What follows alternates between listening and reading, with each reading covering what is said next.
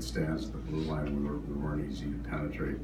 And then some good shot blocking, but the goalie, right? Warren's play was the difference between us winning and losing the game, and giving up power play goals. He was outstanding.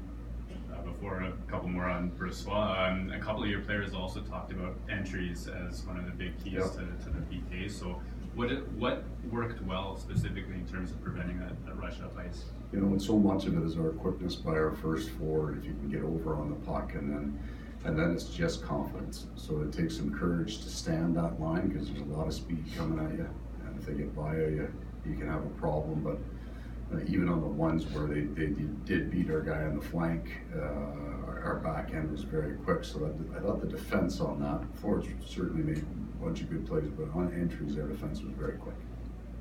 And certainly there were a lot of shots in the game, and the PKs as well.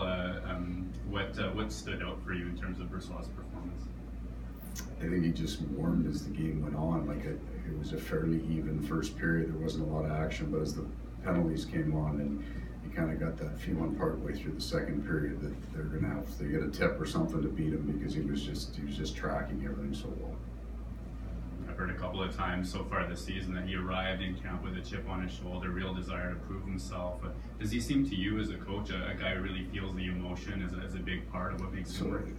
If it is, you can't see it. So all I've seen is he's been incredibly consistent in his personality and his practices. I can't tell you if he's had a really up day or a bad day, because I can't tell the difference. He's been, looks like he loves being on the ice. He likes staying after.